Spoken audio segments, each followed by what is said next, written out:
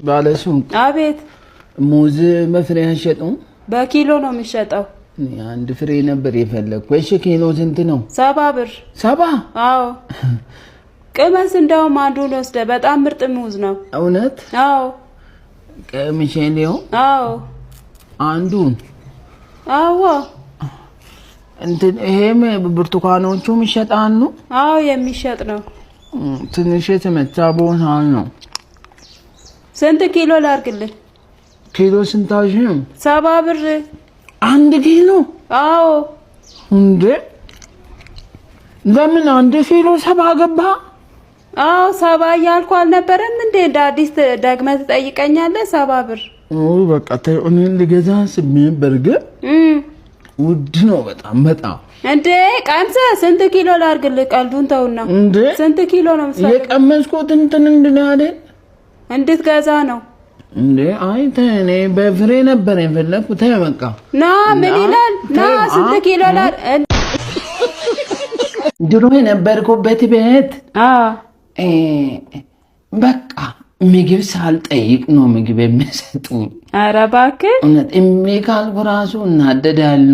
ኧረ እባክህ እውነት ወይ ጉድ! በቃ የማይሰጡኝ የለም። እንጀራ ጨረስክ እንጀራ ውሰድ ነው የሚሉኝ። እሺ ቤት ኪራይ እራሱ ደብቄ ካስቀመጥኩ ነው እንጂ አይወስዱብኝ። ብሩን አይቀበሉም ነው የምለው። ኧረ እባክህ ኧረ በጣም ደግ ናቸው። ደግ በቃ ለምን እዛ አትሄድም ታዲያ? ቤቱን ፈልገዋለሁ እኮ ይሄኛው ለምን ሄደህ እዛ አትገባም? እነሱ እንትን ነው ሰው በቃ ቤቱን እንትን አረጉ። ምን አረጉ? እኔ ተከራይቼ የምኖረውን በብቻው ሸጧት። ኧረ እባክህ ለብቻ ክላስህን ብቻ አላልክም? እኔ እንግዲህ ለዛ ነው ስልሽ በቃ ወተት ራሱ እንደ ልብ ነው የምጠጣው። ኧረ እውነት አይ እዛ በቃ ጥሩ ሰዎች ናቸው እነሱ። ኧረ በእናትህ አጨጭቀኝ። በቃ ሂድ እዛ ግባ ከፈለክ። እንዴ እኔ ለተንኮል አይደለም ያልኩ።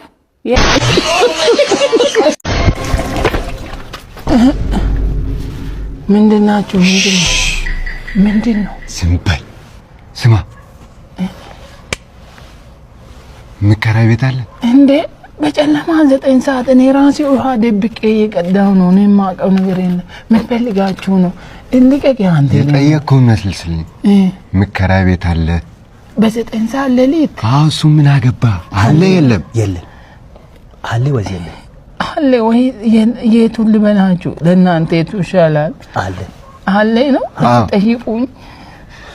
ምከራይ ቤት አለ ሆይ? አለ እንጋሽ እኔ ጋር ይደሩና ጠዋት እንጠይቃቸው። ምን ሰዎቹ አንተ ጋር ለምን እናድራለን? ሌላ ክፍል የለም? አለ የለም? በቃ እኔ እወጣላችኋለሁ። በቃ